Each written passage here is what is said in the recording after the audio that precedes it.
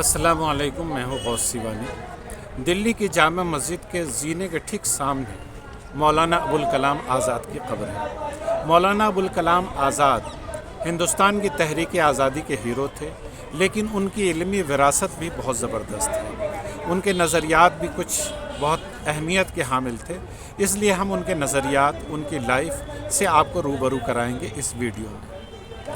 آزاد ہندوستان کے سب سے پہلے وزیر تعلیم مولانا ابوالکلام آزاد کی شخصیت کے کئی پہلو ہیں، جن میں سے ایک مفسر قرآن کا بھی ہے۔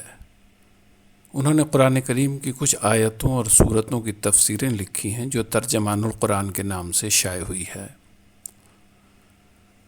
ترجمان القرآن اس بنا پر ایک الگ طرح کی تفسیر ہے کہ اس میں مولانا نے تفسیر کے ضمن میں معتدل اور ماڈریٹ نظریات کو پیش کرنے کی کوشش کی ہے۔ قرآن میں خدائی کا تصور یا کانسیپٹ آف گاڈ کیا ہے، خدا پر ایمان لانے کی ریکوائرمنٹ کیا ہے، انسانی کمیونٹی کے ساتھ کیسا سلوک کیا جانا چاہیے، مخلوق کا اپنے خالق کے ساتھ کیسا تعلق ہونا چاہیے، کریچر اور کریٹر کا رشتہ کیا ہونا چاہیے، یونیورس اور اس کے پیدا کرنے والے کے درمیان ریلیشن کی نوعیت کیا ہے، ایجوکیشن کیا ہے اور اسے حاصل کرنے کا مقصد کیا ہونا چاہیے۔ ایک مفسر کی حیثیت سے انہوں نے قرآن کریم کی تفسیر کی ہے، مگر یہ تفسیر ان کے اپنے نظریات کی آئینہ دار بھی ہے۔ اسی کے ساتھ ان کی زبان بھی انتہائی عالمانہ ہے جو ان کے اپنے زمانے میں رائج تھی۔ اس زبان کو پڑھ کر مزہ ہی آ جاتا ہے۔ مولانا آزاد نے سورہ فاتحہ کی تفسیر میں لکھا ہے، سورہ فاتحہ ایک دعا ہے۔ فرض کرو ایک انسان کی دل و زبان سے شب و روز یہی دعا نکلتی رہتی ہے، اس صورت میں اس کے فکر و اعتقاد کا کیا حال ہوگا؟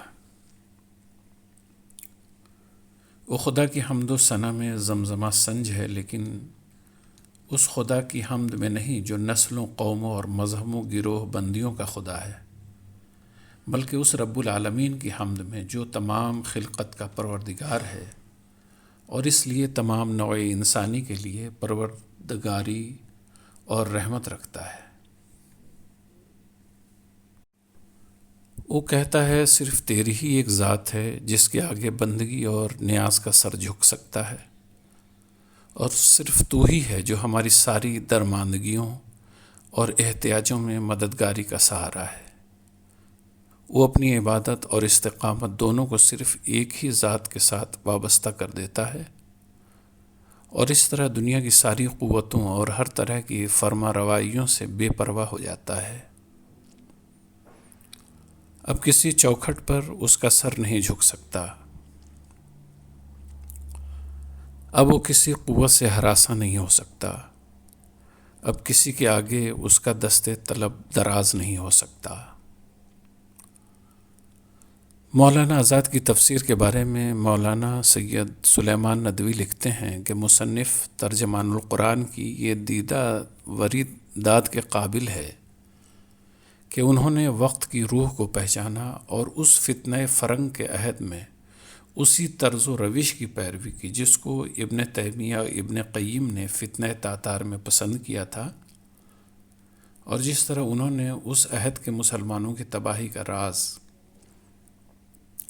فلسفہ یونان کی دماغی پیروی کو قرار دیا، اسی طرح اس عہد کے مسلمانوں کی بربادی کا سبب ترجمان القرآن کے مصنف نے فلسفہ یونان و فرنگ کی ذہنی غلامی کو قرار دیا، اور نسخہ علاج وہی تجویز کیا کہ کلام الہی کو رسول کی زبان و اصطلاح اور فطرت کی عقل اور فلسفہ سے سمجھنا چاہیے۔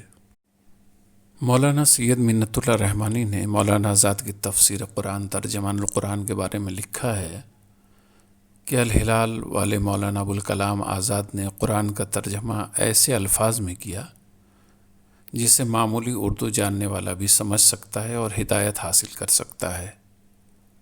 خصوصاً مولانا ابوالکلام آزاد نے اپنی تفسیر ترجمان القرآن میں مختلف آیات قرآنی پر جو نوٹس دیے ہیں وہ اپنی گہرائی اور گہرائی کی مثال آپ ہیں۔ نوٹس کے مطالعے سے یہ بات واضح ہو جاتی ہے کہ مولانا آزاد نے آیات قرآنی پر تفسیر کے پورے ذخیرے کو کھنگالا ہے اور تمام مفسروں کی تحریروں کو سامنے رکھ کر وہ نوٹس تیار کیے ہیں اور لمبی بحثوں اور طویل مطالب کو چند الفاظ اور مختصر جملوں میں ادا کیا ہے، جو مولانا کی تحریر کا اعجاز ہے۔ مولانا سید منت اللہ رحمانی کی طرح دوسرے علماء بھی مولانا آزاد کی تفسیر قرآن کی تعریف کرتے ہیں۔ اصل بات یہ ہے کہ مولانا ایک سیاسی لیڈر کے طور پر زیادہ مشہور ہیں اور ان کے بارے میں جب بھی بات ہوتی ہے تو ان کی سیاسی بصیرت پر بات ہوتی ہے، مگر ان کے علمی کاموں پر کم ہوتی ہے، حالانکہ ان کے علمی کام آج بھی کم اہمیت نہیں رکھتے ہیں۔ دلی میں جامع مسجد کے ٹھیک سامنے بھیڑ بھاڑ کے درمیان ایک پرسکون گوشے میں مولانا کی قبر پر کم ہی لوگ آتے ہیں۔ یہاں سے گزرنے والوں میں کم ہی لوگ جانتے ہیں کہ اپنے دور میں سیاسی اور علمی میدان میں تہلکہ مچانے والی شخصیت یہاں ابدی نیند سو رہی ہے۔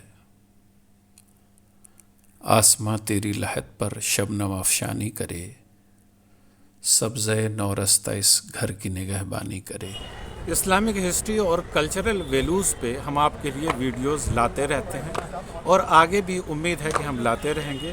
بس شرط یہ ہے کہ آپ کا تعاون ملتا رہے، آپ کی دعائیں ملتی رہیں، آپ ہماری حوصلہ افزائی کرتے رہیں اور آپ ہمیں سبسکرائب کر لیں تاکہ ہم ویڈیوز کے ذریعہ آپ تک پہنچ سکیں اور آپ کے دل پہ دستک دے سکیں۔ اس کے ساتھ ہی آج اجازت دیجیے، خدا حافظ۔